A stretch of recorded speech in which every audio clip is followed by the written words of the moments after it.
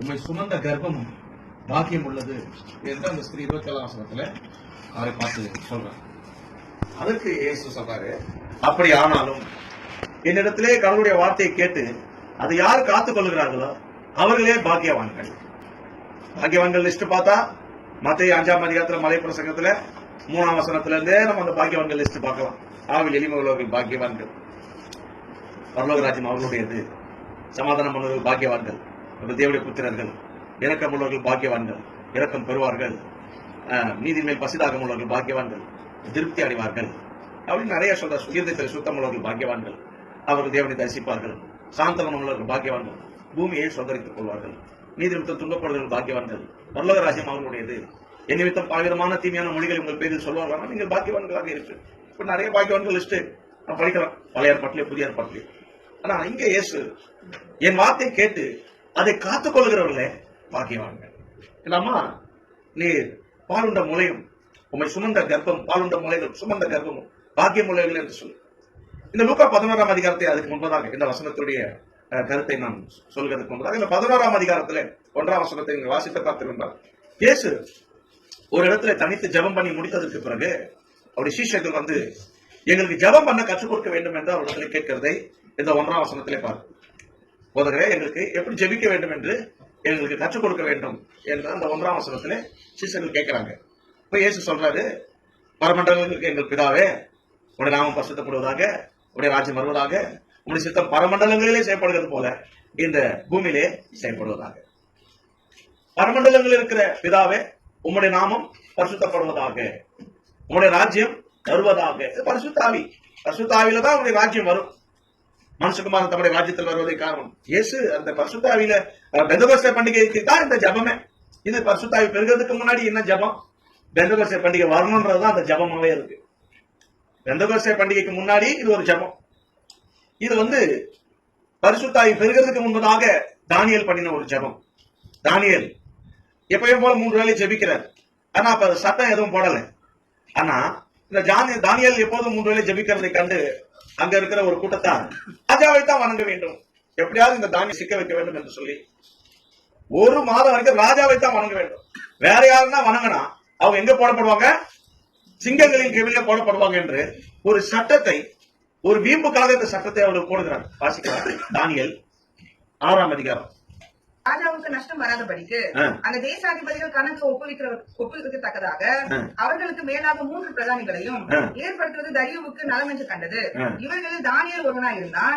இப்படி இருக்கையில் தானியேல் பிரதானிகளுக்கும் தேசாதிபதிகளுக்கும் மேற்பட்டவனாயிருந்தான்.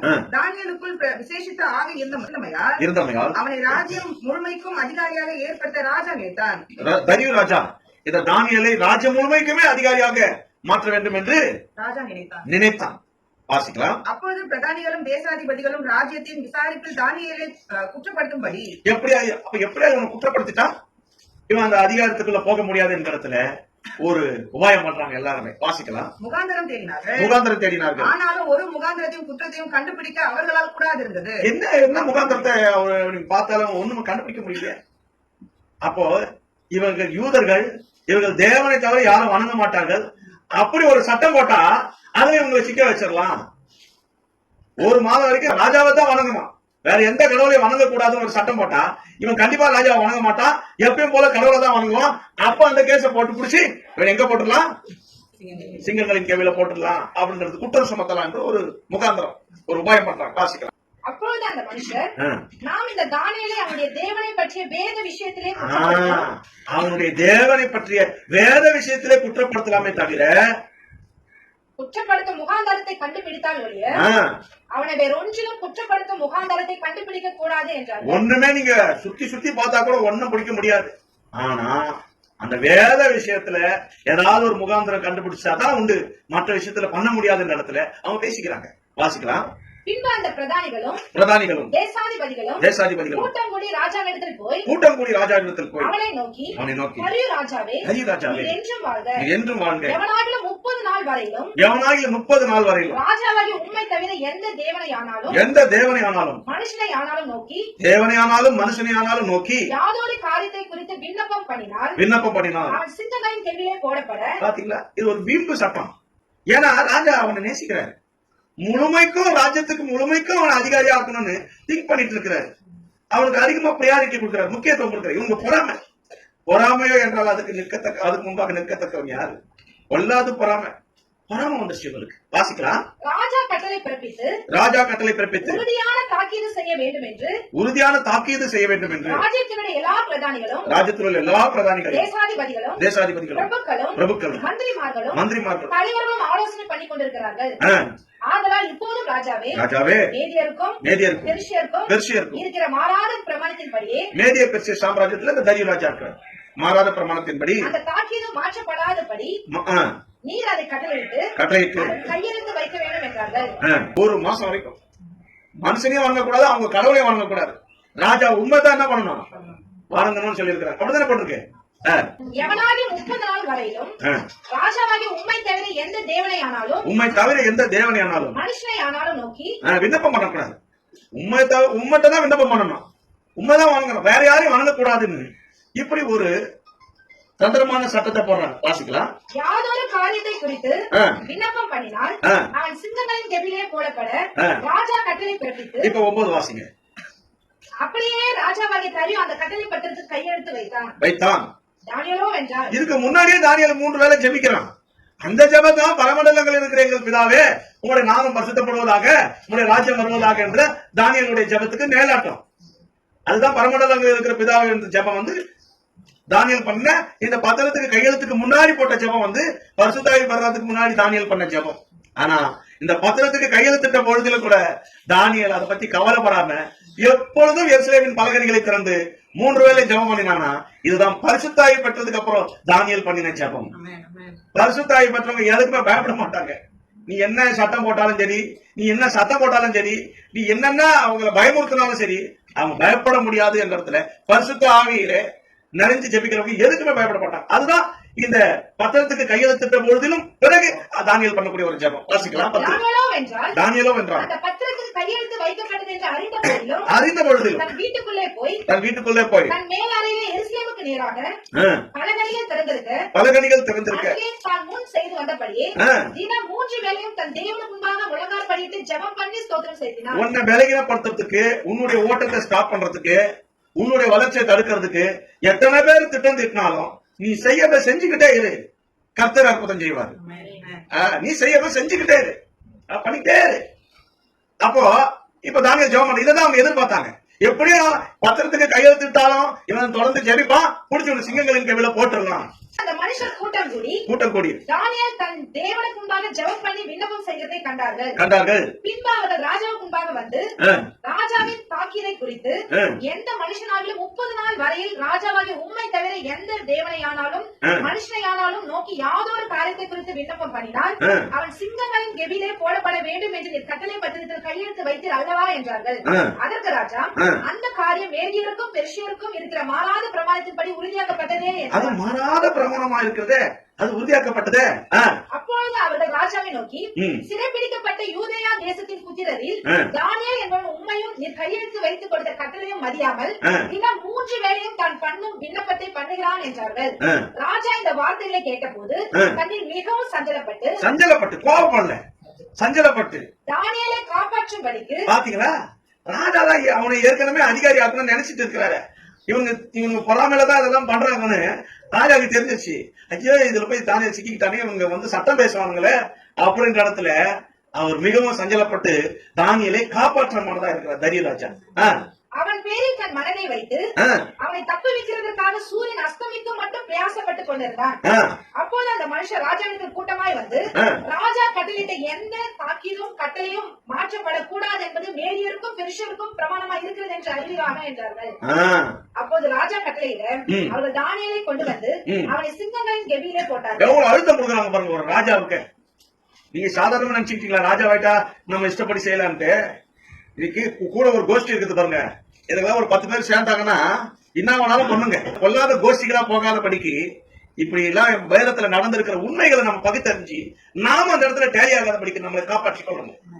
வேத வாக்கியங்களை ஒழுங்காக ஆராய்ச்சி பண்ணாதபடினால இயேசு ஆக்கினைக்குள்ளாக தீர்க்கப்படுவார் என்ற வேத பகுதியை அவங்க ஒழுங்கா ஆராய்ச்சி பண்ணதுனால இவங்களே போய் ஆக்கினைக்குள்ளாக தீர்த்தாங்கன்னு சொல்லப்பட்டிருக்குது. அந்த மாதிரி இப்படிலாம் வேதத்துல இருக்குது. கரெக்டா நீங்க அதை ஆராய்ச்சி பண்ணலன்னா, அதை பகுத்தறியலன்னா, நாமளே அந்த பேட் கேரக்டரா மாறிடுவோம். அது மாறக்கூடாது என்பதற்காகத்தான்.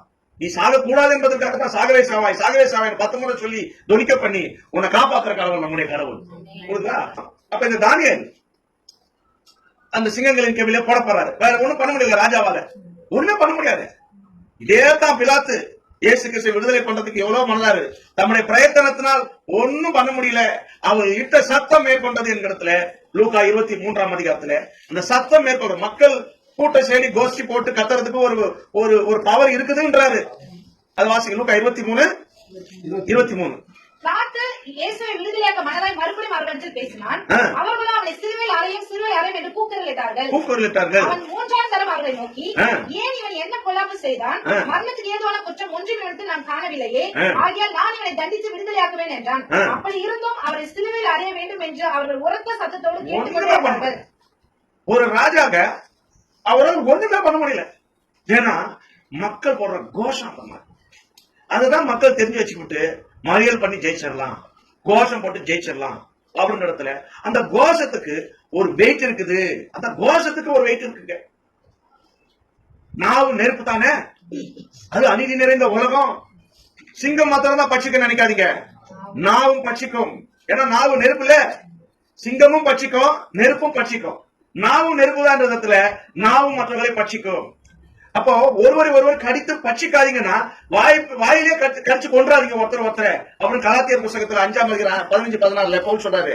ஒருவர் கடித்து பட்சியாதுங்கள், ஒருவரால் அழிக்கப்படாதபடிக்கு ஒருவர் கடித்து பட்சியாதுங்கள். 5:15 கலாத்தியர் 5:15. நீங்கள் ஒருவரை கடித்து பட்சித்தீர்களானால் அழிவீர்கள்.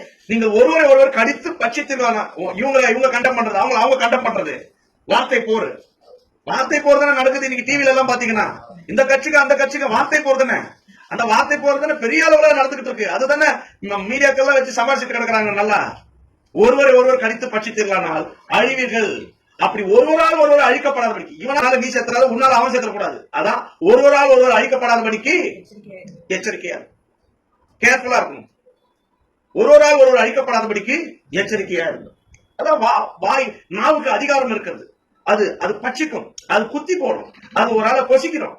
நாவு நெருப்பு தான் அப்படின்னு நம்ம படிக்கிறோம் யாக்கோபு 3:5-6. ஆனா நாவு கத்தி அப்படின்ற இடத்துல நாவு ஒரு பட்டய குத்துக்கள் போல பேசுகிறது உண்டு அப்படின்ற இடத்துல இருக்கா? 12, 18, 19 இருக்குதா? 18 இருக்கு. 12, 18 இருக்கு. பட்டய குத்துக்கள் போல பேசுகிறது நாவு பட்டயம், நாவு குத்தி போட்டுரும். இன்னும் சங்கீதம் 54 தான் பாத்தீங்கன்னா நாவு அது கத்தி, அது ஒரு ஆயுதம் எல்லாம் சொல்லப்பட்டிருக்கு. 52:2 வாசிக்கலாம். நீ கேடுகளை செய்ய எத்தனம் பண்ணுகிறாய், கபடு செய்யும் உன் நாவு தீட்டப்பட்ட சவரகன் கத்தியை போல். நாவு சவரகன் கத்தி, தீட்டப்பட்ட சவரகன் கத்தி, ஷார்ப் நைஃப் கொன்றோம் அவரால. அதனால அவர்களிட்ட சத்தம் அதை மேற்கொண்டது என்ற இடத்துல அந்த வார்த்தைக்கு எவ்வளவு பவர் இருக்கு பாருங்க. வெளிப்படுத்துற விசேஷம் 17ஆம் அதிகாரத்துல கூட இந்த ஸ்திரீ அந்த மிருகத்தின் மேல ஏறி இருந்தாலே, ஆடை ஆபரணங்கள் தான் அணிந்து கொண்டிருந்தாலே, மேக்கப் எல்லாம் பண்ணியிருந்தாலே, உலகம் அவர்கள் இருந்தது. அதை இந்த 10 ராஜாக்கள் அவரை பட்சித்தார்கள் அப்படின்னு சொல்லப்பட்டிருக்கிறது 17ஆம் அதிகாரத்தில். வெளிப்படுத்துற விசேஷத்துல அந்த 10 ராஜாக்கள் பட்சித்தார்கள் என்று சொன்னா எப்படி? நாவலதான் பட்சித்தார்கள், கோஷம் போட்டு இது பொய் அப்படின்னு சொல்லி சொல்லி சொல்லி அதை பொய்யாக்குனாங்க, அதை பட்சித்தார்கள். எத்தனை வசனம் அது? 17:16. நீ மிருகத்தின் மேல் கண்ட 10 கொம்புகளானவர்கள் அந்த வேசியை பகைத்து பாலும் நிர்வாணமாக்கி அவருடைய மாம்சத்தை பட்சித்து நெருப்பும் பட்சிக்கும் நாவும் பட்சிக்கும் என்ற இடத்துல அவர் எப்படி சுட்டரித்தார்கள்? வாயின் வார்த்தைகளால தான். அவர் எப்படி மாம்சத்தை பட்சித்தார்கள்? அந்த வாயிலே பேசி ஜெயிச்சுட்டாங்க. அது தர்க்கம் பண்ணி கோஷம் போட்டு இல்ல இதெல்லாம் புறம்பான அலங்காரம் ஒண்ணும் கிடையாது, அது டூப்ளிகேட் என்ற இடத்துல ஆடை ஆபரணங்கள் எல்லாம் நாம சொல்லி கழட்ட மாட்டாங்க.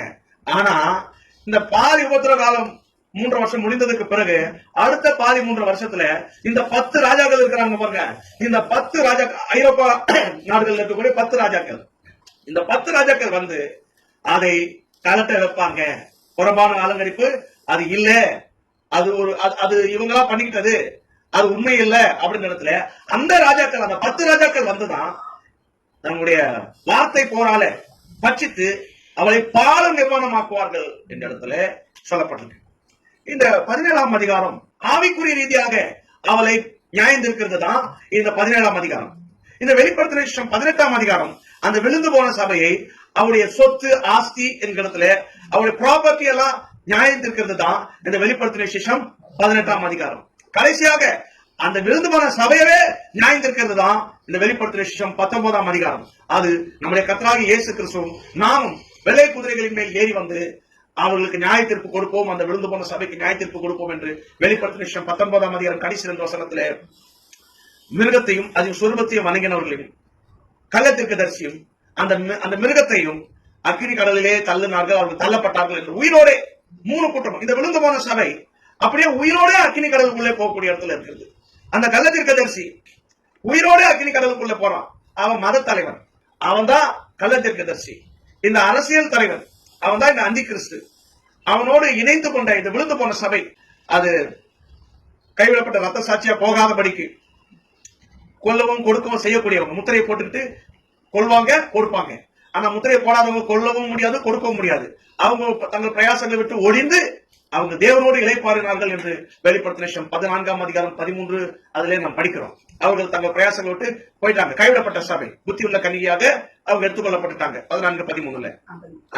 இங்க இவங்க தள்ளப்பட்ட சபை, விழுந்து போன சபை.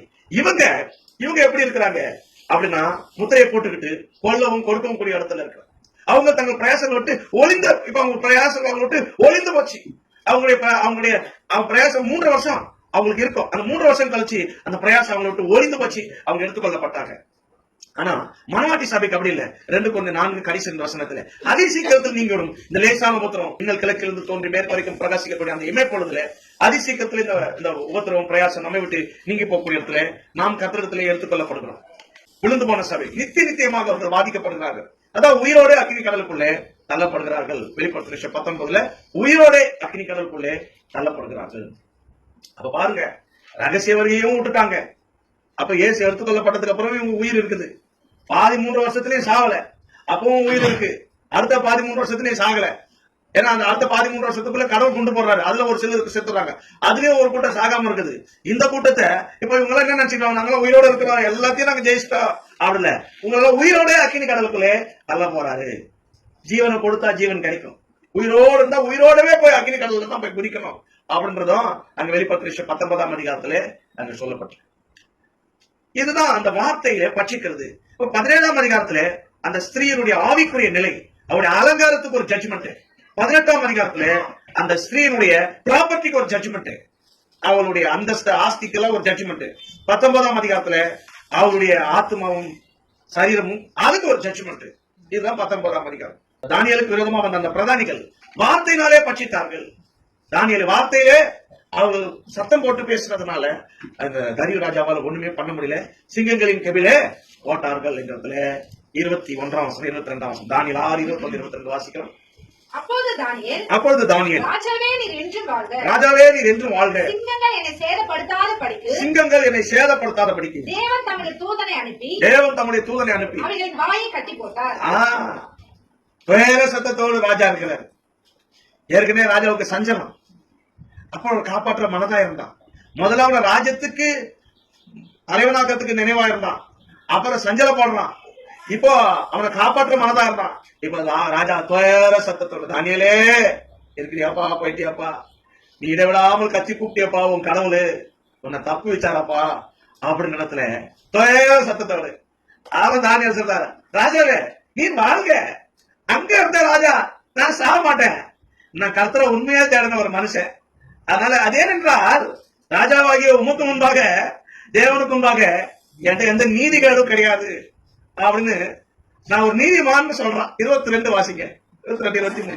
சிங்கங்கள் என்னை சேதப்படுத்தாதபடி தேவன் தம்முடைய தூதனை அனுப்பி அவர்கள் வாயை கட்டி போட்டார். அதேனென்றால் ஏன் அப்படி, எதனால அப்படின்னு கேட்கிறீங்களா? ராஜாவாகிய உமக்கு முன்பாக தேவனுக்கு முன்பாக நீதிகேடு செய்ததில்லை. நான் வாசிக்கலாம். அப்பொழுது ராஜா தன்னை மிகவும் சந்தோஷம் பாருங்க. இப்ப சந்தோஷம் அவன் சாகல ராஜாக்கு எவ்வளவு சந்தோஷம் பாருங்க. ராஜாவே நம்ம பக்கம் இருக்கிற போது இந்த நல்ல கைகளை வச்சுட்டு அதுங்களை பத்தி நம்ம கவலைப்பட வேண்டிய அவசியம். அந்த நல்ல கைங்க தான் திடீர்னு எல்லாம் 10 பேர் சேர்ந்துட்டு ஏதாவது ஒரு கூட்டம் போட்டு ஏதாவது சட்டம் போடுங்க, மறுபடியும் அந்த நல்ல கைகளை வெக்கப்படுத்துவாரு, ராஜாவை பிரமிக்க பண்ணுவாரு. ராஜாதி ராஜா நம்ம கூட இருக்கிறாரு. வாசிக்கலாம். அப்பொழுது ராஜா தன்னை மிகவும் சந்தோஷப்பட்டு தானியேலை கெபியிலிருந்து தூக்கிவிட சொன்னான். தானியேலை கெபியிலிருந்து, சிங்கங்களின் கெபியிலிருந்து, சிங்க குட்டிகள் தாழ்ச்செடுத்து பட்டினி கிடக்கிறது ஒரு ராத்திரியில. கர்த்தரை தேடின தானியேலுக்கு ஒரு நன்மையும் குறை போனதுங்க. உன்னெல்லாம் தூக்கி சிங்க கெபியில போட்டாதான் நீ நிஜமாவே கர்த்தரை தேடினியா இல்லையான்னு தெரியும். இப்ப சொல்லிக்கிறாளா, நாங்க இப்படி இருக்கிறோம், கர்த்தர் மேல எங்களுக்கு அப்படி விசுவாசம் இப்படி விசுவாசம் இருக்கு, உங்களெல்லாம் பிடிச்சி கெபிக்குள்ள போட்டு கர்த்தரை தேடினாலே நாளைக்கு வந்து பாக்க, நாளைக்கு வந்து நீ உயிரோட இருந்தா நீ கர்த்தரை தேடின. கர்த்தரை தேடுங்கள் அப்பொழுது பிழைப்பீர்கள். கரெக்டா அவனை தேடின நாளைக்கு பழிச்சிருப்ப, சிங்கம் உன்னை போட்டிருக்காது அப்படின்றதுல. கர்த்தரை உண்மையாக தேடினான் தானியேல், பார்த்தா பழச்சுக்கிட்டான். ஆனா சிங்கங்கள் தானியேலை வச்சு பழப்பு நடத்த முடியல. 34:8 வாசிங்க. கர்த்தர் நல்லவர் என்று 10. சிங்கக்குட்டிகள் தாழ்ச்சி அடைந்த பட்டினியா இருக்கும், கர்த்தரை தேடுகிறவர்களுக்கு ஒரு நன்மையும் குறைபடாது. பாத்தீங்களாங்க, இந்த வசனம் தானியேலுக்கு தாங்க பொருந்தா. கரெக்டா சிங்க குட்டிகள் அங்க சிறைச்சாலையில பட்டினி கிடக்குதா, ஆனா கர்த்தரை தேடின தானியேல் அவனுக்கு ஒரு நன்மையும் குறைபடலைங்க. ஆனா இந்த சிங்கங்களுக்கு என்னைக்கோ ஒரு நாள் போட்டுக்கிறாங்க ஒரு ஆள, அதுக்கு தாழ்ச்சி அடைந்து பட்டினி கிடக்கிறது. கர்த்தரை தேடின தானியேலுக்கு ஒரு நன்மையும் குறைபடல. நாம கர்த்தரை உண்மையை தேடினா நமக்கு என்ன நன்மை குறைபட போகிறது? ஒரு நன்மை நமக்கு குறைபடாது என்கிறதுல அந்த பத்திரத்துக்கு கையெழுத்திட்ட பொழுதிலும் கூட தானியேல் எப்போதும் 3 வேளை ஜெபம் பண்ணினான் என்று சொன்னார். இது பரிசுத்த ஆவியிலே வைராக்கியமாய் நிறைந்து ஜெபிக்கக்கூடிய ஜெபத்துக்கு நிழலாட்டம். அதற்கு முன்பதாக தானியேல் பண்ணா பாத்தீங்களா ஒரு ஜெபம். இந்த பத்திரத்துக்கு கையெழுத்து போடாததுக்கு முன்பதாக எந்த பிரச்சனையில நான் ஜெபிக்கிறேன், அது பரிசுத்த ஆவி இல்லாத ஒரு ஜெபம். பிரச்சனைகளின் மத்தியில பிரச்சனைகளையே மேற்கொள்றதுக்கு நான் ஜெபிக்கிறேன், அதான் பரிசுத்த ஆவியிலே நிறைந்து ஜெபிக்கக்கூடிய ஒரு ஜெபம். இந்த ஜெபத்தை தான் இயேசு கிறிஸ்து செய்து முடித்து விட்டு உட்கார்ந்து கொண்டிருக்கிற பொழுது சீசர்கள் எங்களுக்கு ஜெபிக்க கற்றுக் கொடுங்க அப்படின்னு லூக்கா 11:1 சொல்றார். லூக்கா 11:1. அவர் ஒரு இடத்தில் ஜெபம் பண்ணி முடித்த பின்பு சீஷரில் ஒருவன் அவரை நோக்கி, ஆண்டவரே, யோவான் தன் சீஷருக்கு ஜெபம் பண்ண போதித்தது போல யோவான் ஸ்நானகன் தன்னுடைய சீஷர்களுக்கு எப்படி ஜெபிக்கணும்னு கத்து கொடுத்திருக்கிறான், அது போல எங்களுக்கு எப்படி ஜெபிக்கணும் நீங்க எங்களுக்கு கத்து தரணும் அப்படின்னு சொல்றாங்க. அதற்காக நீங்க ஜெபம் பண்ணும்போது பரமண்டலங்களில் இருக்கிற எங்கள் பிதாவே, உம்முடைய நாமம் பரிசுத்தப்படுவதாக, அவருடைய நாமம் அங்க பரிசுத்தப்படணும், உம்முடைய ராஜ்யம் வருவதாக, அவருடைய ராஜ்யம். அப்ப பரமண்டலங்களில் இருக்கிற எங்கள் பிதாவே, உம்முடைய நாமம் பரிசுத்தப்படுவதா. நாமம் பரிசுத்தப்பட்டாதான் அவருடைய நாமம் பரிசுத்தப்படுவோம். அதனால உங்களுடைய நாமம் பரிசுத்தப்படுவதாக, உங்களுடைய ராஜ்யம் வருவதாகனா பரிசுத்த ஆவியின் ராஜ்யத்துல வரணும்னுக்காக ஜெபிங்க. அதுதான் முக்கியமான ஜெபம்.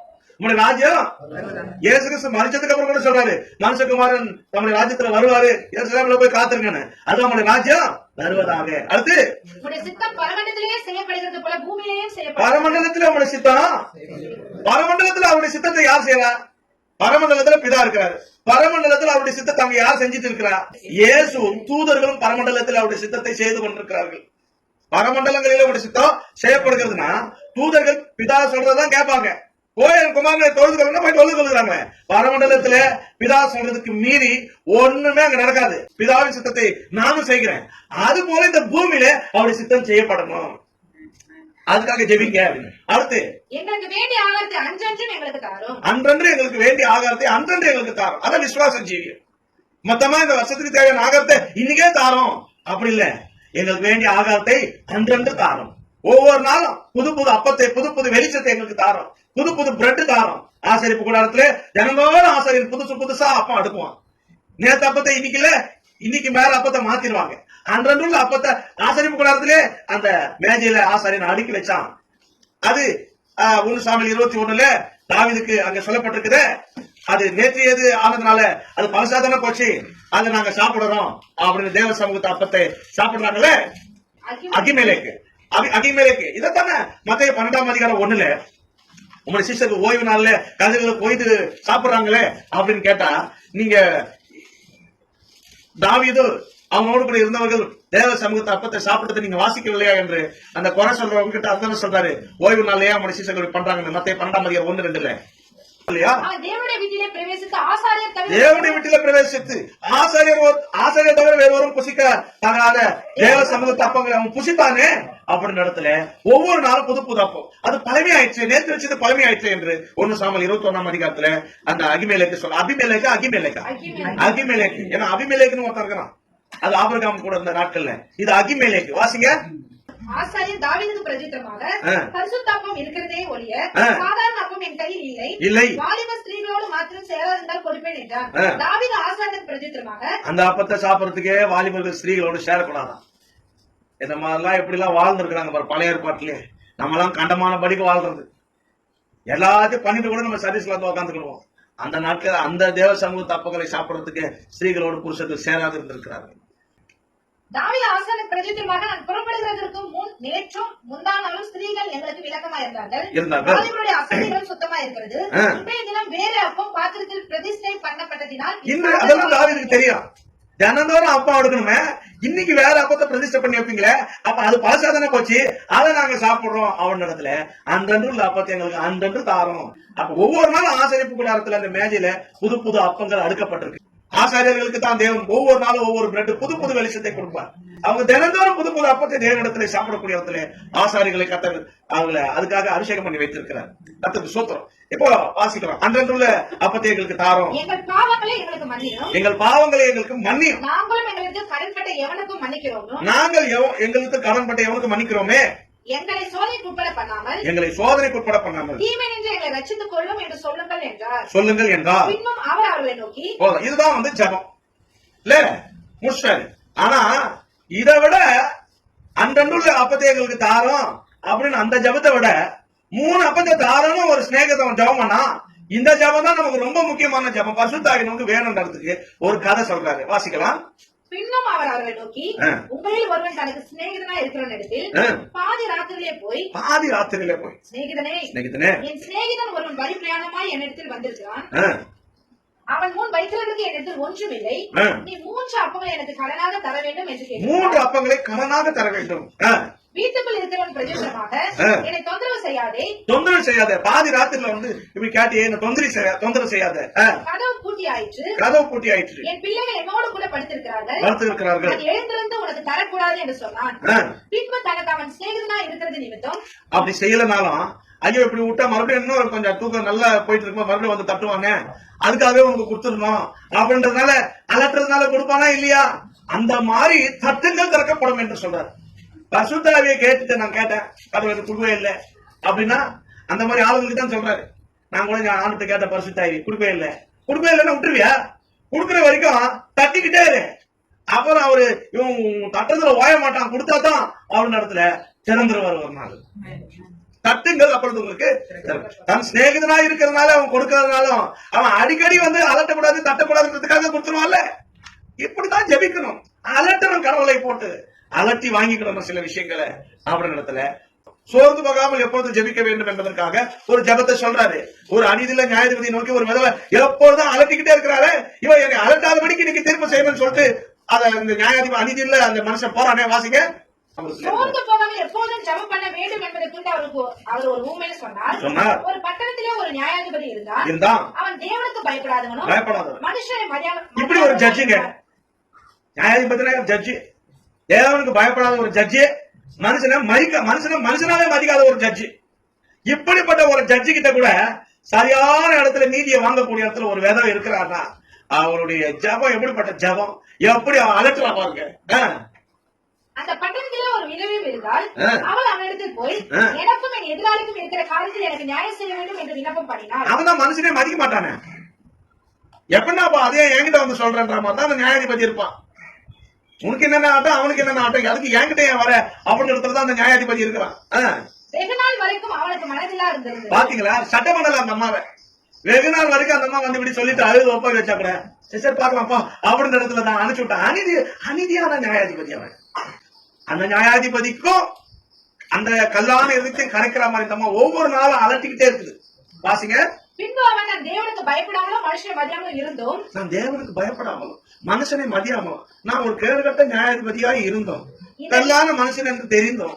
தினந்தோறும் என்ன வந்து எப்படியோ வந்து அலட்டுறா, இன்னைக்கு எப்படியாவது அவருக்கு நியாயம் செஞ்சு அவன் கல்லுக்குள்ளேயே ஒரு ஈரத்தை கொண்டு வந்திருக்கிறான் பாருங்க.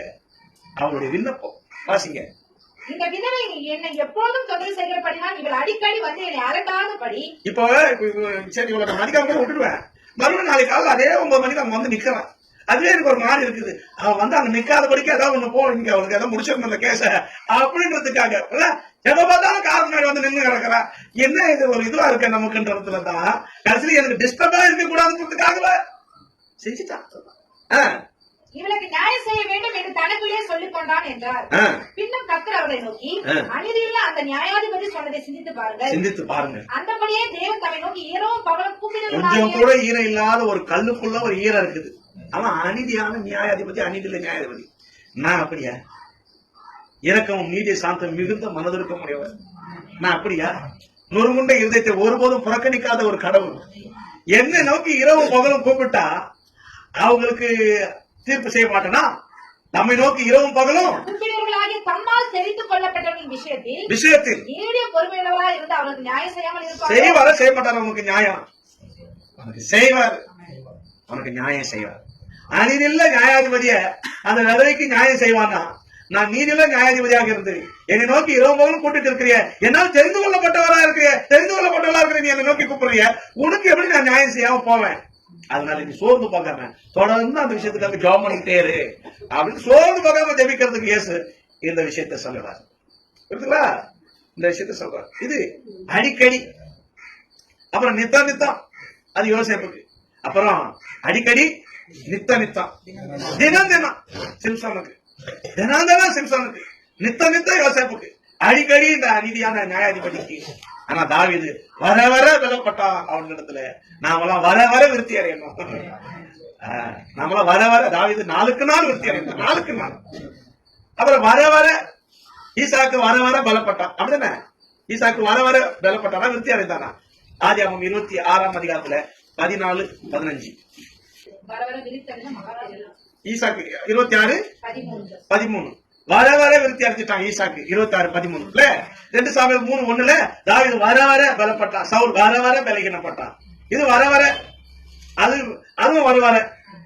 அங்க நித்தம், அங்க தினம், இங்க நாளுக்கு நாள், இங்க அடிக்கடி. இதெல்லாம் நீங்க தெரிஞ்சு வச்சுக்கிடுங்க. அப்ப அந்த சம்பவங்கள் உங்களுக்கு ஞாபகம் இருக்கும். வர வர எங்க இருக்குது? 2 சாமுவேல் 3:1 இருக்குது. ஆதியாகமம் 26:13. 2 சாமுவேல் 3, ஆதியாகமம் 26:13. நித்தம் அது ஆதியாகமம் 39:8-9-10 நித்தம் தினம் நியாயாதிபதிகள் 16ஆம் அதிகாரத்துல 16-17 தினம். இங்க அடிக்கடி 18:5. இது அடிக்கடி, நாளுக்கு நாள். 2 சாமுவேல் 5ஆம் அதிகாரம் 10 தாவீது நாளுக்கு நாள் விருத்தி அடைந்தார். அது நாளுக்கு நாள். அது வாசிக்க 2 சாமுவேல் 5:10. அவன் பாருங்க, நாளுக்கு நாள். 2 சாமுவேல் 5:10 வர வர. 2 சாமுவேல் 3:1 ஆதியாகமம் 26:13 தினம். அது நியாயாதிபதிகள் 16:14 நித்தம். அது ஆதியாகமம் 39:10 அடிக்கடி. அது லூக்கா 18:5. அடிக்கடி நீங்க இதெல்லாம் கேட்கணும். அப்பதான் அடிக்கடி நீங்க எடுத்து வச்சு அடுத்த இதுக்கு போக முடியும். அடிக்க அடி இருக்குல்ல, அப்பனா கண்ணுக்கு கண்ணு, அப்ப பல்லுக்கு பல்லு, அதுவும் இருக்குதுல்ல. இது கண்ணுக்கு கண்ணு, பல்லுக்கு பல்லு. கர்த்தருக்கு ஸ்தோத்திரம்.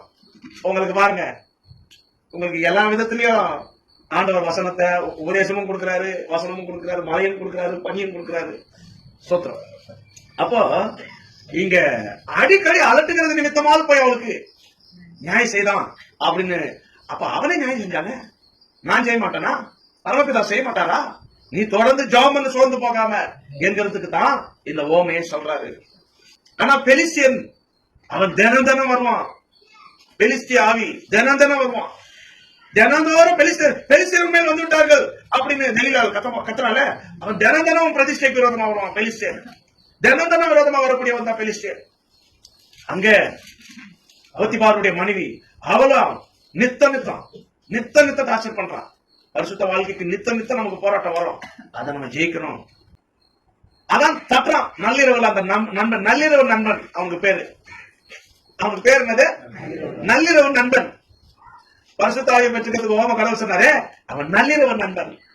அவன் நள்ளிரவு வந்து நல்ல இரவா இருக்காது. அடிக்கடி உனக்கு நியாயம் செய்யாம உனக்கு அப்பம் கொடுக்கலன்னா அந்த இன்னொரு நண்பனுக்கு நல்ல இரவா இருக்காது. அதனால நமக்கு நள்ளிரவாக இருக்கணும்னா அவனுக்கு அப்பத்தை கொடுத்துருவோன்னு அலட்டுறதுனால கொடுத்துடலாம்ல. அதை வாசிங்க லூக்கா 11ஆம் அதிகாரம். எத்தனை வசனம்? அழுத்துக்கிறது தனக்கு அவன் சிநேகிதனாய் இருக்கிறது நிமித்தம் எழுந்து அவனுக்கு கொடாவிட்டாலும் தன்னிடத்தில் அவன் வருந்தி கேட்டது நிமித்தமாவது எழுந்திருந்து அவனுக்கு தேவையானதை கொடுப்பான் என்று உனக்கு சொல்லி. இங்க எப்படி கேட்டானா? வருந்தி கேட்டான். ரெக்வெஸ்ட் பண்ணி, ஏப்பா மறுபடியும் ஏப்பா அவன் வருந்தி கேட்கிறது நிமித்தம். பரிசுத்த ஆவியை நீங்க எப்படி வருந்தி கேட்டுக்கொண்டு பெற்றுக்கொள்ள வேண்டும்? வருந்தி அதை பெற்றுக்கொள்ள வேண்டும். தட்டிக்கிட்டே இருக்கணும் நீங்க. அப்போ கடவுள் நமக்கு தட்டி தட்டி தட்டி தட்டி பரிசுத்த ஆவியை பெற்றுக்கொள்ளணும். இது நீ கடவுளை தட்டிக்கிட்டே இருக்கணும். ஐயோ திறக்கிற வரைக்கும் தட்டு. ஆனா அவர் தட்டா உடனே திறந்துரு. திறந்தா நம்ம கூட வந்து அவர் சாப்பிடுவார். அது வெளிப்படுத்தின விஷயம் 3ஆம் அதிகாரம் 20 இருக்கு. இதோ வாசற்படியிலே நின்று தட்டுகிறேன். ஒருவன் என் சத்தத்தை கேட்டு கதவை திறந்தால் அவனிடத்தில் நான் பிரவேசித்து அவனோடு போஜனம் பண்ணுவேன். பாத்தீங்களா? அவர் தட்டினா நீ திறக்கணும். நீ தட்டி அவர் திறக்கலன்னா திறக்கிற வரைக்கும் தட்டிக்கிட்டே இருக்கணும். அப்படி இடத்துல அவர் தட்டினா நீ திறந்துடணும். இல்ல, நீ தட்டி அவரை திறக்க வைக்கணும். அப்படி இடத்துல அவர் தட்டி நம்ம திறந்துட்டோம்னா நம்ம கூட வந்து சாப்பிடுவாரு. நாம தட்டி அந்த 3 அப்பத்தை அவர்கிட்ட வாங்கி நாம சாப்பிடணும். அப்படி இடத்துல இதுதான் பரிசுத்த ஆவிக்குரிய உபதேசம். வருந்தி பெற்றுக்கொள்ள வேண்டும். பரிசுத்த ஆவியின் அபிஷேகத்தை எப்படியாவது வருந்தியாவது பெற்றுக்கொள்ள வேண்டும் என்று நம்முடைய சீஷர்களுக்கு அரைமண்டல ஜபத்தை சொல்லி கொடுத்ததுக்கு அப்புறம் இதை விட மேன்மையான ஜபம் இதுதான். வருந்தி நீங்க ஜெபிக்க கற்றுக்கொள்ள அபிஷேகத்துக்காக அப்படின்னு சொல்றாரு. உங்களை எவனாக தன்னுடைய தகப்பன் அப்பத்தை கேட்டா கல்ல கொடுப்பானா? மீனை கேட்டா பாம்பை கொடுப்பானா? முட்டை கேட்டா தேலை கொடுப்பானா? நல்லதுதானே தருவான். அது போல பரமபிதா நம்மை நோக்கி கேட்கிறவங்களுக்கு பரிசுத்தாவி கொடுக்கிறது அதிக நிச்சயம் அல்லவா? இவ்வளவு நேரம் சொன்னது பரிசுத்தாவியை குறித்து தான். இப்ப நான் சொல்றாங்க அந்த பரிசுத்தாவி தான் அந்த 3 அப்பம். அதுல 1 மீன், 1 முட்டை, இன்னொன்னு அப்பம். இதான் 3 அப்பம். புரியுதுங்களா? மீன், முட்டை, அப்பம். அப்போ முட்டை என்பது மனதுக்கு, மீன் என்பது இருதயத்துக்கு, அப்பம் என்பது சரீரத்துக்கு, ஆவி ஆத்மா சரீரத்துக்கு. 3 அப்பம். அதான் அபிஷேகம் நமக்கு. காற்று, மழை, அக்கினி. காற்றுல போடுறதா முட்டை, அக்கினில வர்றதா அப்பம். மழை அதுல தண்ணி, அதுல வர்றதா மீன். அப்படி இடத்துல வடபுறத்துல இருந்து ஒரு காற்று மேகம் அக்கினி வரக்கண்டன் எசேக்கியேல் 1:4 படிக்கிறோம். அதான் அப்போஸ்தலர் 2ஆம் அதிகாரத்துல பலத்த காற்று, அக்கினி மயமான நாவுகள், இடி முழக்கம் எல்லாம் அங்கதான். அதுதாங்க பரிசுத்தாவின் அபிஷேகத்தோடு சம்பந்தப்பட்டது. இந்த அபிஷேகத்தை இப்படிதான் கேட்டு பெற்றுக்கொள்ள வேண்டும் என்று சொல்லி அந்த கதையை சொல்லி முடிச்சுட்டாரு. இப்போ என்ன நடக்குது? ஊமையா இருந்த ஒரு பிசாசை துரத்தினார். பாத்தீங்களா? அந்த இப்ப அதுக்கு முன்னாடி ஊமையா இருந்த பிசாசுனா அவனதான் சொல்றாரு பிசாசுன்னு. அவன் தானே ஊமையா இருக்கிறான். அந்த பிசாசு போனதுக்கு அப்புறம் ஊமை பேசினான். அதுக்கு முன்னாடி ஊமைதான் பிசாசா இருந்திருக்கிறான். அதனால ஊமையா இருந்த பிசாசு. இப்ப பிசாசு போனதுக்கு அப்புறம் ஊமையா இருந்தவன் பேசுகிறான்னு அடுத்த வசனத்துல தெளிவா சொல்றாரு. இத சொன்னதுக்கு அப்புறம் அங்க இருக்கிறவங்க இவன் பிசாசுகளின் தலைவனாலமா பிசாசு தப்புறா அப்படின்னு அங்க கதை சொல்றாங்க. அப்ப வந்து அவங்களுக்கு ஒரு கதை சொல்றாரு. சரி, நான் பிசாசுகளின் தலைவனா இருந்து நான் இந்த பிசாசை தோத்துறேன். அப்ப உங்க பிள்ளைங்களா பிசாசை தோத்துறாங்க. அது எந்த ஆவியில பிசாசை தோத்துறது?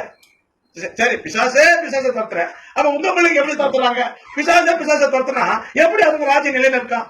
வீட்டுக்கு வீடு அந்த வீடு பிரிந்திருந்தா எப்படி அந்த வீடு நிலையில இருக்கும்? ராஜ்யத்துக்கு அந்த ராஜ்யம் பிரிந்திருந்தா எப்படி அந்த ராஜ்யம் நிலையில இருக்கும் என்கிற விஷயத்தெல்லாம் அடியடியா சொல்றாரு. இப்படி எல்லாம் சொல்லாதீங்க. நான் தேவனுடைய விரலினாலே பிசாசை துரத்துறேன். நான் பிசாசை எப்படி துரத்துறேன்? தேவனுடைய விரலினாலே துரத்துறேன். நீ எப்படி அதை பிசாசின் தலைவனால துரத்துறேன்னு சொல்ற? அதை வாசிக்க 20ஆம் வசனமா? 20 வாசிக்க. நான் தேவனுடைய விரலினாலே பிசாசுகளை துரத்துகிறபடியால் தேவனுடைய ராஜ்யம் உங்களிடத்தில் வந்திருக்கிறது. பாருங்க, தேவனுடைய விரலினாலே பிசாசுகளை துரத்துகிறபடியால் தேவனுடைய ராஜ்யம் இப்பொழுது உங்களிடத்துல வந்திருக்கிறது. இப்படி சொல்றாரு. அப்புறம் ஒரு பிசாசு ஒரு ஆளை விட்டு பிரிஞ்சு போயிருச்சுன்னா அது தொடர்ச்சியா வாசிக்க 21 வாசிக்க. ஆயுதம் தரித்த பலவான் தன் அரண்மனையை காக்கிற பொழுது அவருடைய பொருள் பத்திரப்பட்டிருக்கும். பாத்தீங்களா? இப்போ ஒரு வீடு இருக்கு. வாசப்படியில செக்யூரிட்டி கார்டு இருக்குறாங்க. பிளாக் கேட், ஒயிட் கேட் எல்லாம் இருக்குதுல்ல. அவங்கதான் ஆயுதம் தரித்த பலவான்கள் நின்னுக்கிறாங்க. இந்த வீடு திருட்டு போக கூடாதுன்னு பலத்தை பாதுகாப்பு. அப்ப என்ன பண்ண முடியாது? அந்த வீட்டை கொள்ளையடிக்க முடியாது. பொருள் எல்லாம் பத்திரப்பட்டிருக்கும். பிளாக் கேட் 10 பேர் இருக்கிறாங்க. ஆனா கிரிமினல்ஸ் 30 பேர் வரானுங்க.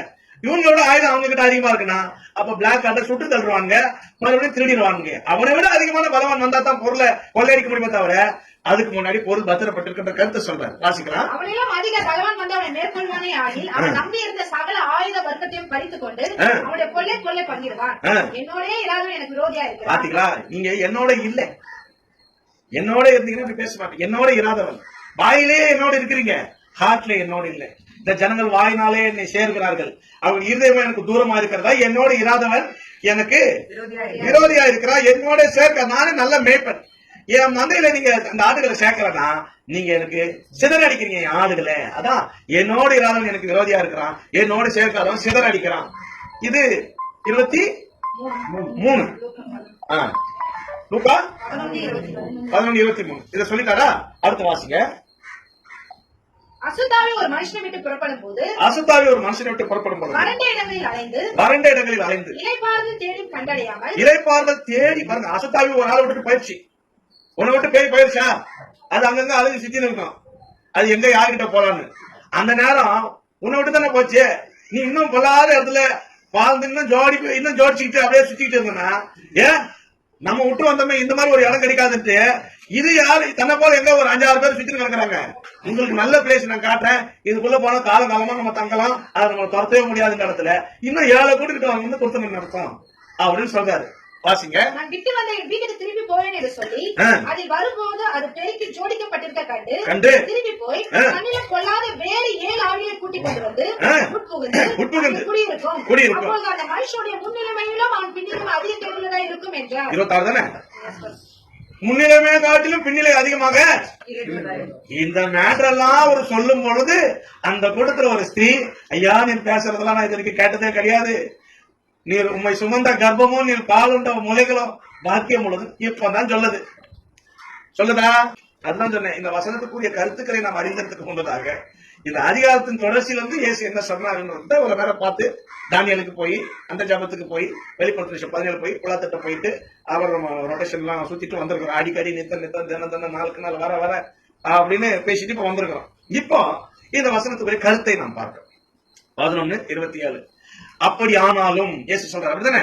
அப்படி ஆனாலும் என்னை சுமந்த கர்ப்பம். அப்ப அந்த அம்மா யாரு சொல்லுது? மரியாள் பாக்கியவதி. அது இயேசு எந்த இடத்துலயுமே அதை விட அவர் தம்முடைய சீஷர்களுக்கு தான் வெயிட் கொடுக்கிறாரு. எங்கேயுமே யோவான் 2ஆம் அதிகாரத்துல 4 ஸ்திரீயே உனக்கு எனக்கு என்ன, என் வேலை இன்னும், அது யோவான் 2:4 அப்படிதானே? அம்மாவை அவரு எங்கேயுமே அவரு ரொம்ப உயர்த்தத்துக்கு இடம் கொடுக்கல. ஆனா அவ பாக்கியவாதி, அது உண்மைதான். 2:4 வாசிங்க. யோவான் 2:4. அதற்கு இயேசு ஸ்திரீயே எனக்கு உனக்கும் என்ன, என் வேலை இன்னும் வரவில்லை என்றார். அதுதான் என் வேலை இன்னும் அதுதான். பிதாவின் சித்தத்துல ரொம்ப உறுதியா இருக்கிறார். அந்த இடத்துல அம்மா சகோதரர் யாரையும் அவர் கொண்டு வந்து நிக்க வைக்கல. பிதாவின் சித்தத்துல ரொம்ப உறுதியா இருக்கு. இது பரிசுத்தாவியை பெற்றதுக்கு பிறகு. ஆனா 12 வயதிலேயே என்ன ஏன் நீங்க தேர்ந்தீங்கன்னு தன் தாயார் இடத்துலயே அவர் கேட்கிறாரு. அவருக்கு 12 வயதான போது, எத்தனை மாசம்? 42. அவருக்கு 12 வயதான போது அவருக்கு அந்த பண்டிகை முறைப்படி பஸ்கா பண்டிகைக்கு எருசலேமுக்கு போவாங்க. ஆனா அவர் மிஸ் பண்ணிட்டு வந்துட்டாங்க. அவரு படகுல ஏறி நினைச்சு மிஸ் பண்ணிட்டாங்க. 3 நாள் கழிச்சு ரிட்டர்ன் போறாங்க. போனா அவர் தேவாலயத்துல அந்த குருமாரோட பேசிட்டு இருக்காரு. எத்தனை வாசம்? 46 வாசிங்க. 3 நாளைக்கு பின்பு தேவாலயத்தில் போதகர் நடுவில் உட்கார்ந்திருக்கும். அவர் பேசுகிறதை கேட்கவும் அவர்களை வினவும் கண்டார்கள். அவர் பேச கேட்ட யாரும் அவரை புத்தியும் அவர் சொன்ன மாறுதன்மை குறித்து பிரமித்தார்கள்.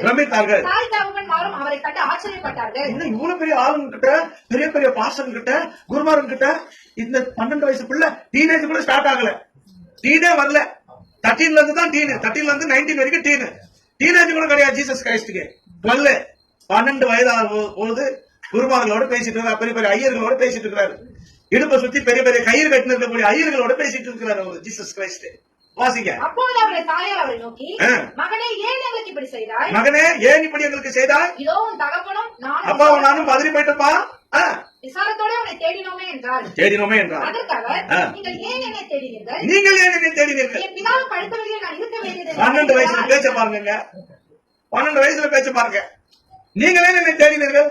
என் பிதாவின் அலுவலக காரியங்களை நான் அலுவலா இருக்கேன். என் பிதாவுக்கு அடுத்தவங்களா? நீங்கள் ஏன் என்னை தேடினீர்கள்?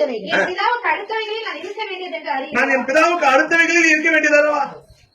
நீங்க என்ன தேடினீங்க அப்படின்றாரு. ஆனால் அவங்க சொன்ன உடனே அவங்க நடந்து பார்த்ததுக்கு அப்புறம் சரி பாவம் பயந்துட போறாங்கன்னு அவங்களுக்கு போய் நாசிரியத்தூர்ல கீழ்படிந்து அடங்கி இருந்தா. இது எத்தனை வாசனம்? 51 வாசிங்க. பின்பு அவர் அவர்களுடனே கூட போய் நாசிரியத்தூரில் சேர்ந்து அவருக்கு கீழ்படிந்திருந்தார். அவருடைய தாயார் இந்த சங்கதிகளை எல்லாம் தன் இருதயத்தில் வைத்துக் கொண்டார். இயேசு அவன் ஞானத்திலும் வளர்த்திலும் தேவ கிருபையிலும் மனுஷன் தயவிலும் அதிகமாய் விருத்தி அடைந்தார். கீழ்படிந்திருந்தார். போய் தகப்பன் தாய்க்கு என்ன பண்ணிருக்காரு? ஆனாலும் என்ன ஏன் தேவைங்கன்னு 12 வயசுலயே தாயாரை பார்த்து கேட்கிறாரு இல்ல. அவர் தான் தன்னையே தனக்கு ஒரு மகிமை யாருன்னா சொன்னாலும் அதை ஏத்துக்க மாட்டாங்க. உங்களுடைய தாயார் பாக்கியம் உள்ளதுன்னா அது உண்மைதான்றாரு, இல்லன்னு சொல்லல. அப்படி ஆனாலும் நீ சொல்றது ஒரு பக்கம் இருந்தாலும் என்னுடைய வார்த்தைகளை கேட்டு அதை காத்துக் கொள்கிறவனே அதிக பாக்கியவான் அப்படின்ற இடத்துலதான் அந்த 11ஆம் அதிகாரம் லூக்கா 27 சொல்றாரு. வாசிக்க 11. அப்படியானாலும் தேவனுடைய வார்த்தையை கேட்டு அதை காத்துக் கொள்கிறவனே அதிக பாக்கியவான். என் சீசர்கள் அதிக பாக்கியவாங்க. என் தாய் மனவாட்டி, அவ பாக்கியவாதி. ஆனா என் சீசர்கள் என் வார்த்தையை காத்துக் கொள்ளக்கூடியது, அது அதிக பாக்கியவான். என் ஆளுகளின் சத்தம் கேட்கிறது, அதெல்லாம் மனவாட்டி அந்த இடத்துல வரும். சத்தியவாதி என் சத்தம் கேட்கறான், அந்த இடத்துல என் ஊழியக்காரன் வருவான் சீசன் அப்படின்ற இடத்துல இல்ல. அப்படின்ற இடத்துல இந்த என் வார்த்தையை காத்துக் கொள்கிற அதிக பாக்கியவான்கள். அப்ப 12 வயசுலயும் தாயார சொல்லியிருக்கிறார், என்னையே தேடினர்கள் 42 தானே, 46 என்னையே தேடினர்கள். யோவான் 2:4 ஸ்திரீயே உனக்கும் எனக்கும் என்ன, என் வேலை இன்னும் வரல. இங்க ஒரு அம்மா தன் தாயாரை பத்தி பேசும்பொழுது என்ன சொல்றாரு, அதை காட்டில என் சீசர்கள் பாக்கியவாங்க. மத்தேயு 12ஆம் அதிகாரம் 48, 49, 50 வசனத்தை வாசிச்சீங்கன்னா, அவர் பேதுரு வீட்டுல பிரசங்கம் பண்ணிட்டு இருக்கும்போது உங்களுடைய தாயார சகோதரர்கள் வெளியில வெயிட் பண்றாங்க அப்படின்னா, யார் எனக்கு தாய் யார் எனக்கு சகோதரர் சொல்ல 12, 48, 49 வாசி. மத்தேயு 47. அப்போது ஒருவன் அவரை நோக்கி, உங்களுடைய தாயாரும் உங்களுடைய சகோதரரும் உம்மோடே பேச வேண்டும் என்று வெளியே நிற்கிறார்கள் என்றான். உங்ககிட்ட பேசுறதுக்கு கூட உங்களுக்கு நேரம் கிடைக்கல, பேசுறதுக்காக 2 பேரும் வெளில வந்திருக்காங்கன்னா, இப்போ மீட்டிங் நடந்துட்டு இருக்கீங்க, அப்படிலாம் பேச முடியாது. யார் எனக்கு தாய் யார் எனக்கு சகோதரர், என் பிதாவின் சத்தத்தை கேட்டு என் வார்த்தையை கேட்டு அதை காத்துக் கொள்கிற இவர்களே எனக்கு தாயும் தகப்பனும். தம்முடைய சீசர்களை தான் முக்கியத்துவப்படுத்துறார். தம்முடைய சீசர்களை தான் ஜீசஸ் கிரைஸ்ட் முக்கியத்துவப்படுத்துறார். அப்படிதானே? இங்கே தம்முடைய சீசர்களை முக்கியப்படுத்துறார். தன் தாய்க்கு காட்டிலும் தம்முடைய சீசர்களுக்கு முக்கியத்துவம் கொடுக்கிறாரு. ஆனா அவர் கடைசி நேரத்துல உயிர் போக போறதுக்கு முன்பதாக யோவான் அப்போஸ்தலனை பார்த்து சொல்ல, யாப்பா அங்க இருக்கு அதான் ஒரு தாய். மரியாதை பார்த்து சொல்ல, இதோ மகன் அப்படின்னு சொல்லி அங்கதான் ஃபைனலா தன்னுடைய தாய்க்கு யோவான் அப்போஸ்தலனை மகனா சொல்றாரு. யோவான் 19:26 வாசிங்க. அப்போது இயேசு தம்முடைய தாயையும் அருகே நின்ற தமக்கு அன்பா இருந்த சீஷனையும் கண்டு, தம்முடைய தாயையும் அருகே இருந்த தம்முடைய அன்பான சீஷனையும் கண்டு, தம்முடைய தாயை நோக்கி, தம்முடைய சீஷன் தான் தன்னுடைய அன்பான சீஷன் தான் தன்னுடைய தாயை பாத்துக்கக்கூடிய இடத்துல ஒப்பு கொடுக்கிறாரு இல்ல. தன்னுடைய தாய தனக்கு அன்பா இருந்த சீஷன் ஒப்பு கொடுக்கிறார். வாசிங்க. ஸ்திரீயே அதோ உன் மகன் என்றார். பின்பு அந்த சீஷனை நோக்கி, அதோ உன் தாய் என்றார். ஆனா அதுக்கு முன்னாடி தன் சீஷனையே பார்த்து இந்த சீஷனே எனக்கு தாயின்னு சொல்லிருக்கிற அந்த 12ஆம் அதிகாரத்துல புரியுதுங்களா? மத்தேயு 12 இந்த சீஷனே எனக்கு தாயின்னு இருக்கிறாரு. அந்த தாய்கிட்ட அந்த தாயை ஒப்பு கொடுக்கிறார். புரியுதுங்களா? இந்த தாய்கிட்ட அந்த தாயை ஒப்பு கொடுக்கிறாருன்னா, இயேசு தம்முடைய சீஷர்களை தன் தாயை காட்டிலும் மேல கொண்டு வரக்கூடிய இடத்துல ஏன் என் வார்த்தையை காத்துக் கொள்கிற என்னுடைய சீஷர்கள் அதிக பாக்கியவான்கள் என்று சொன்னாரு அப்படின்ற கருத்து எதுக்காக அப்படி சொன்னார்னா, இந்த லூக்கா 11:27 போதகரை அதை வாசிங்க, முடிச்சிடறேன், சொல்லி முடிக்கிறேன், விஷயத்தை சொல்லி முடிக்கிறேன். 11:27 வாசிங்க. அதற்கு அவர் அப்படியானாலும் தேவனுடைய வார்த்தையை கேட்டு அதை காத்துக் கொள்கிறவர்களே அதிக பாக்கியவான்கள் என்றார். தேவனுடைய வார்த்தையை கேட்டு அதை காத்துக் கொள்கிறவர்களே அதிக பாக்கியவான்கள். அந்த காத்துக் கொள்கிறவர்கள் இடத்துல என்னுடைய சீஷர்கள் தான் அதை காத்துக் கொள்கிறார்கள், அவர்கள் அதிக பாக்கியவான்கள். ஏன்னா என் சீசர்களுக்கு கர்ப்பம் இருக்குது, என் சீசர்களுக்கு முளைகள் இருக்கு அப்படின்ற இடத்துல சுவிசேஷத்தினாலே நான் உங்களை பெற்றெடுத்தேன், உங்களுக்காக கர்ப்ப வேதனை படுகிறேன் என்ற இடத்துல என் சீசனுக்கு அந்த கர்ப்பம் இருக்கிறது. 1 தெசலோனிக்கேயர் 2ஆம் அதிகாரத்துல தாயார் முளையை திறந்து தன் பிள்ளைக்கு பால் கொடுக்கிறது போல நாங்கள் உங்களுக்கு சுவிசேஷத்தை கொடுத்தோம், சத்தியத்தை கொடுத்தோம் என்ற இடத்துல என் சீசர்களுக்கு இருக்கக்கூடிய அந்த ஆவிக்குரிய கர்ப்பம் ஆவிக்குரிய முளைகள் தான் பாக்கியம் உள்ளது என்ற இடத்துல இயேசு கிறிஸ்துவின் உபதேசம் அங்கே இருக்கிறது. 1 கொரிந்தியர் 4ஆம் அதிகாரத்துல 17-18 சுவிசேஷத்தினாலே நான் உங்களை பெற்றெடுத்தேன். 16 வாசிச்சீங்கன்னா, கிறிஸ்துவுக்குள் 10,000 உபாத்தியாயர்கள் உங்களுக்கு இருந்தாலும் போதகர்மார்கள் 10,000 பேர் இருக்கலாம், தகப்பன்மார்கள் இல்லையே, நானும் உங்களை சுவிசேஷத்தினாலே பெற்றெடுத்தேன். எத்தனை வசனம்? 15. சுவிசேஷத்தினாலே நான் உங்களை பெற்றெடுத்தேன் 15 இருக்குதா? அப்போ சுவிசேஷத்தினாலே பெற்றெடுக்கிறதுக்கு இருக்கு, கர்ப்பம் இருக்கு, அதுல வேதனை இருக்கு. கலாத்தியர்ல 4ஆம் அதிகாரத்துல 14ஆம் வசனத்துல 19ஆம் வசனத்துல, என் சிறு பிள்ளைகளே கிறிஸ்துவுக்குள்ளே உருவாகும் அளவும் உங்களுக்காக மறுபடியும் கர்ப்ப வேதனைப்படுகிறேன். 4:19 என் சிறு பிள்ளைகளே, கிறிஸ்து உங்கள் உருவாக்கும் அளவு உங்களுக்காக மறுபடியும் ஏற்கனவே ஒரு முறை கர்ப்பவேதனை பட்டாச்சு, அது உன்னுடைய அடிப்படை ரட்சிப்புக்காக. ஆனா திரும்ப கர்ப்பவேதனை பண்றாரே உன்னுடைய பூரண ரட்சிப்புக்காக. சாதாரண அப்ப மறுபடியும் கர்ப்பவேதனை பண்றாரு, இதுக்கு முன்னாடி கர்ப்பவேதனை பட்டிருக்கிறாரு. இதுக்கு முன்னாடி கர்ப்பவேதனை பட்டதுனாலதான் நீங்க எல்லாம் இங்க ரட்சிக்கப்பட்டு இப்படி உட்கார்ந்து இருக்கிறீங்க.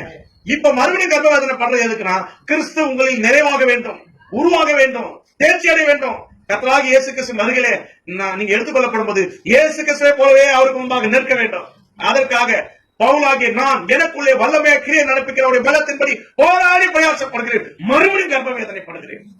அப்படிப்பட்ட கர்ப்பம் தான் அதிக பாக்கியம் உள்ளது. ஒவ்வொருவரையும் மனவாட்டியாக மாத்துறதுக்கு என் சீஷர்கள் படுகிறாங்களா கர்ப்பவேதனை, ஆவிக்குரிய பிள்ளைகளை பெற்றெடுக்கிறதுக்கு அவங்க கர்ப்பம் துடிக்கிறத வேதனைப்படுகிற அந்த கர்ப்பம் தான் அதிக பாக்கியம் உள்ளது. அதான் என் வார்த்தையை காத்துக் கொள்ளக்கூடிய சீஷர்கள் அதிக பாக்கியம் உள்ளவர்கள் என்று சொல்லுவார். 1 தெசலோனிக்கேயர் 2ஆம் அதிகாரம் 6-7 வசனங்களை வாசிக்கலாம். உங்களிடத்தில் பட்சமாய் நடந்து கொண்டோம். 6-7 தானே? உங்களிடத்தில் பட்சமாய் நடந்து கொண்டோம். பால் கொடுக்கிற தாயானவள் தன் பிள்ளைகளை காப்பாற்றுவது போல. அதைத்தான் நாங்க பால் கொடுக்கிற தாயானவள் தன் பிள்ளையை காப்பாற்றுறது. பால் எப்படி கொடுப்பா? முளையை திறந்து தானே பால் கொடுப்பா. நாங்கள் உங்கள் மேல் வாஞ்சியா இருந்து தேவனுடைய சுவிசேஷத்தை உங்களுக்கு கொடுத்ததும் அல்லாமல் நீங்கள் எங்களுக்கு பிரியமானவர்கள் ஆனபடியால் எங்கள் உயிரையே கொடுக்கிறதுக்கு நாங்க இருந்தோம். எங்கள் ஜீவனையும் உங்களுக்கு கொடுக்க மனதா இருந்தோம். சுவிசேஷத்தை கொடுக்கிறது மாத்திரம் இல்ல, உயிரையே கொடுக்கிறதுக்கு இருந்தோம். தாய் தன் பிள்ளைக்கு பால் மட்டும் கொடுக்க மாட்டாங்க, சமயம் கழிச்சா தன் பிள்ளைக்காக உயிரை கூட கொடுத்துட்டு போயிருவா. அந்த மாதிரிதான் நாங்க உங்களுக்கு சுவிசேஷம் மாத்திரம் இல்ல, எங்களையே உங்களுக்காக கொடுத்தோம்னு நாங்க இருந்தோம். அப்படி ஆனாலும் என்னுடைய வார்த்தையை கேட்டு அதன்படி காத்துக் கொள்ளக்கூடிய சிஷ்யர்கள் அப்போஸ்தலர்கள் அதிக பாக்கியம் உள்ளவர்கள். அதனாலதான் மகதலேனா மரியாள் இயேசுவை உயிர்த்தெழுந்த உடனே அவதான் பார்த்தான். முதல்ல மரித்தேன், ஆனா இதோ அந்த இதோ என்ற இடத்துல தான் பார்த்துட்டான். இதோ சதாகாலம் உயிரோடு இருக்கிறவங்க டவுக்குன்னு வந்து பார்த்துட்டான். அந்த இதோ என்ற இடத்துல இவ்வளவு சீக்கிரம் வந்து என்ன பாப்பேன் நானு இப்பதான் எந்திரிச்சு அதுக்குள்ள வந்து நிக்கிறிய அப்படின்னு இடத்துல அடுத்த செகண்டா வந்து நிக்கிறிய ஏமா தொற்று அதை நான் பிதாட்ட இப்பதான் நானே எந்திரிச்சேன் அப்படின்னு இடத்துல நான் மரியாதை பார்த்திருக்கிறான். ஆனாலும் முதலாவது கேபாவுக்கு அதை சொல்லிட்டாரு. முதலாவது கேபாவுக்கே தரிசனம் பண்ணார் என்று 1 கொரிந்தியர் 15ஆம் அதிகாரத்திலே சீஷர்கள் அதிக பாக்கியம் உள்ளது. அது வாசி 1 கொரிந்தியர் 15ஆம் அதிகாரம் 7-8. முதலாவது கேபாவுக்கு, அப்புறம் தான் 12 தரிசனம் பண்ணார். மேக்தலேனுக்கு தரிசனம் பண்ணா செப்பரேட்டா யோவான்ல சொல்லியாச்சு 20ஆம் அதிகாரத்துல. அங்க என்ன நீங்க போய் படிச்சுக்கிருங்க. ஆனா கேபாவுக்கு அதுதான் ரெக்கார்டு. விசுவாசிக்க நீங்க நிறைய கிரியை செய்வீங்க, எங்களோட நாட்டில் நீங்க அதிகமா ஜெபிப்பீங்க, எல்லாம் செய்யறோம் அவங்களால. ஆனா நாங்க ஏதாவது செஞ்சோம்னா அது அதனுடைய பார்வையில் மிகவும் அங்கீகாரமா இருக்கு. காரணம் என்னன்னா உங்க பாடு வேற எங்க பாடு வேற. அவருடைய இடத்துல நாங்க தேவனுடைய பார்வையிலே வெளியேறப்பட்டவர்கள். விசுவாசிகளை போன்னு போக சொல்லுவார், எங்களை போன்னு சொல்ல மாட்டாரு. நாங்க தான் அவருடைய சுதந்திரம், அவர் எங்களுடைய பங்கு, நாங்க அவருடைய பங்கு. அதாவது ஊழியக்காரர்கள் அதிக பாக்கியம் உள்ளவர்கள் என்ற இடத்துல நான் எங்கே இருக்கிறேனோ அங்கே ஊழியக்காரன் இருப்பான், அவங்களுக்கு தான் வெயிட் கொடுக்கிறார் என்ற வசனம் தான் இந்த 27ஆம் வசனத்துல. ரவி உதகரே இவ்வளவு நேரம் உங்களுடைய பேச்சை கேட்டேன் ஐயா, இப்படி எல்லாம் பேசுறீங்க ஐயா, என்ன ஞானம், என்ன அறிவு. பெத்த உன் தாய் பாக்கியம், அவருடைய கர்ப்பம் ஆசீர்வதிக்கப்பட்ட கர்ப்பம், பாக்கியம் உள்ள கர்ப்பம். நீ பால் குடிச்சியா அந்த முலை, அது பாக்கியம் உள்ளது, அது உண்மைதான். அப்படி ஆனாலும் அப்படின்ற இடத்துல அப்படி இல்லைன்னு சொல்லுங்க, அப்படி ஆனாலும் உண்மைதான். அதே காட்டிலும் என் சத்தியத்தை கேட்டு எத்தனை பேர் இதை காத்துக்கொண்டு ஃபாலோ பண்றாங்களோ அவர்கள் அதிக பாக்கியம் உள்ளவர்கள் என்று சொல்லி தன் தாயாரை காட்டிலும் தன் சீஷர்களுக்கு முக்கியத்துவம் கொடுத்த இயேசு கிறிஸ்துவின் வார்த்தைகளை தியானிக்க அந்த காலையிலே தேவன் ஒவ்வொருக்கும் இயேசு கிறிஸ்து நாமத்தில் அருள் புரிந்திருக்கிறார், கிருபை செய்திருக்கிறார். முழங்கால் பண்ணியிருக்கிறார். ஒரு நேரம் கர்த்தரை ஸ்தோத்திரம் பண்ணி மகிமைப்படுத்துவோம். கலரா கஷ்டம் தமாதியம் கரா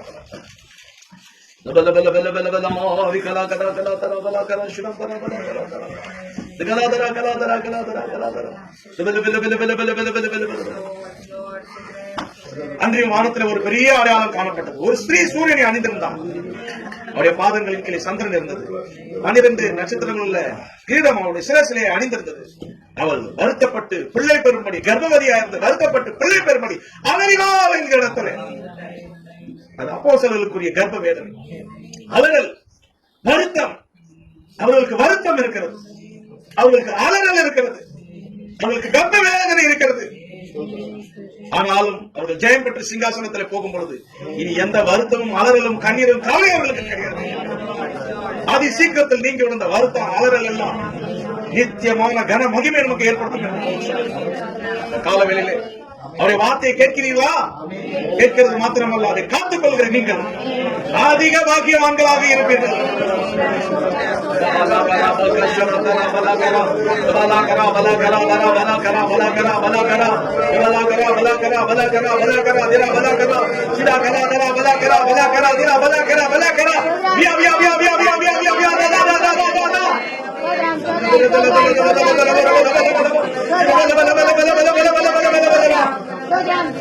வெளிப்படுத்தின விசேஷம் 1ஆம் அதிகாரத்திலே இந்த தீர்க்க தரிசன வசனங்களை வாசிக்கிறவர்கள், அதுபடி நடக்கிறவர்கள், அதை கேட்கிறவர்கள் பாக்கியவான்கள் என்று நாம் படிக்கிறோம். அதன்படி நடக்கிறவர்கள் அதிக பாக்கியவான்கள் என்று இந்த இடத்துல சொல்லப்பட்டிருக்கிறது. அவர்கள் அதிக பாக்கியவான்களாக இருக்கிறபடினாலே பரலோக ராஜ்யத்திலே எல்லாரையும் காட்டிலும் அவர்கள் பெரியவர்களாக இருப்பார்கள். இந்த இடத்துல விசேஷத்தை தான் பெரியவர்களாக இருப்பார்கள். விசேஷர்கள் ஆண்களாக இருந்தால் அவர்களுக்கு கர்ப்பம் இருக்கிறது. அவர்கள் ஆண்களாக இருந்தால் அவர்களுக்கு சத்தியத்தை சுவிசேஷமாக சொல்லக்கூடிய முறைகள் இருக்கிறது. தாயானவள் தன் பிள்ளைகளின் மேல் பட்சமா இருந்து பால் கொடுக்கிறது போல அவர்கள் சத்தியத்தை மார்போடு அனைத்து சொல்லக்கூடிய இடத்துல அவர்கள் இருக்கிறார்கள். நம்முடைய கர்த்தராகிய இயேசு கிறிஸ்துவுக்கும் அந்த மார்பு இருக்கிறது. பால் கொடுக்கிற சத்தியத்தை கொடுக்கக்கூடிய அந்த ஆவிக்குரிய மார்பு இருக்கிறது. அந்த மார்பருக்கு பொற்கச்சையை கட்டி கொண்டிருக்கிறது. ஒரு ஆசாரியனை போல அங்கே தரித்துக் கொண்டிருக்கிறார். ஆசாரியர்கள் ஒவ்வொருவருக்கும் முறைகள் இருக்கிறது, கர்ப்பம் இருக்கிறது. கதா கதா கதா கதா கதா கதா சுவிசேஷத்தில் பெற்றெடுக்கக்கூடிய கர்ப்பம் இருக்கிறது. சுவிசேஷத்தை ஒவ்வொரு நாளும் கொடுக்கக்கூடிய முறைகள் இருக்கிறது. சத்தியம் கட்சியை மார்பர்கையை கட்டி வைத்திருக்கிறார். அங்கிருந்து 7 சபைகளுக்கு அவர் சத்தியத்தை பாலாக வாழ்த்துக் கொண்டிருக்கிறார்.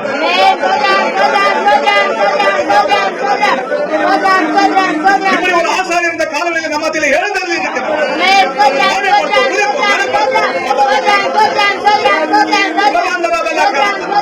அறியாமை நீர் உங்கள் மனதை விட்டு நீங்குவதாக, அறியாமை நீர் உங்கள் இதயத்தை விட்டு நீங்குவதாக, சரீரம் வெளிச்சமடைவதாக, மனது வெளிச்சமடைவதாக, இருதயம் வெளிச்சமடைவதாக, உபதேசத்தினாலே தேர்ந்தறிவீர்களாக. அதிக பாக்கியவான்கள் ஆசீர்வாதத்தை அடைந்து கொள்வீர்களாக.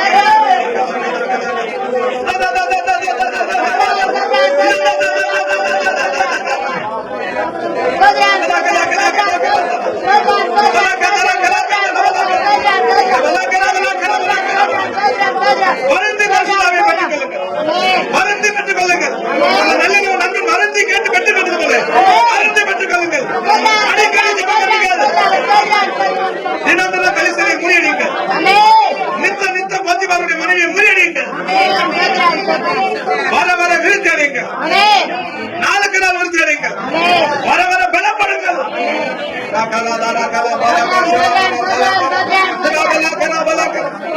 அவர் தட்டும் பொழுது திறங்கள் நம்மோடு வந்து போஜனம் பண்ணுவார். நாம் தட்டியை அவர் திறக்கும் வரைக்கும் தட்டி அதை பெற்றுக் கொள்வோம். அந்த 3 அர்த்தத்தை கல்லான இதத்தை நீக்கி போடுங்கள். பாம்பு போன்ற இதத்தை நீக்கி போடுங்கள். வேல் போன்ற இதத்தை நீக்கி போடுங்கள். வடபுறத்திலிருந்து ஒரு காற்று அக்கினி வழக்கத்தை இந்த வடசனிலே ஒரு மேக அக்கினி ஒரு காற்று பலமாய் வீசட்டும்.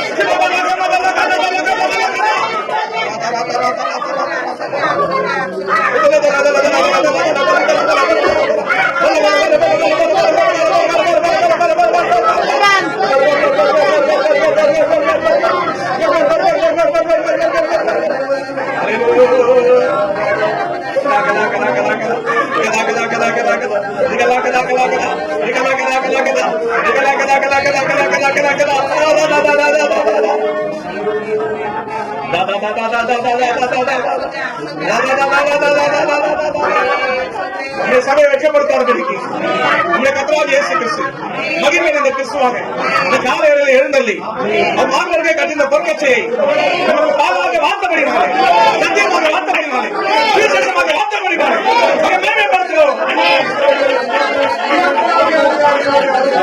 எழும்பு சீயோனே, எழும்பு, வல்லமையை தரித்துக்கொள், மூச்சை உதிரி விட்டு எழுந்திரு. உன் மகிமை திரும்ப உனக்கு வருவதாக, உன் திரும்ப உனக்கு வருவதாக, உன் ஆட்சி உனக்கு திரும்ப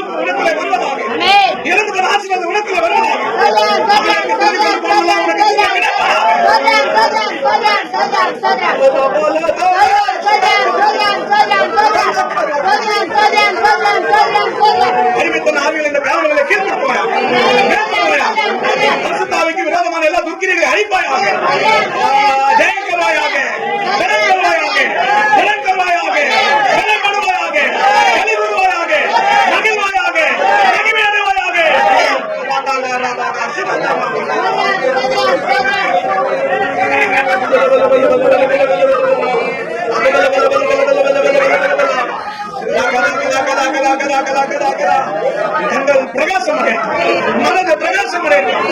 அதனால் உனக்கு உருவாக்கப்படுகிற எந்த ஆயுதமும் இனி வாய்க்காதே போ.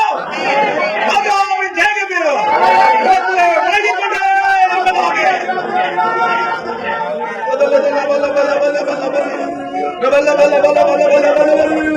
நீ அவரே நம்பி இருக்கிறபடினால் பூரண சமாதானம் உனக்குள்ளே இறங்குவதாக.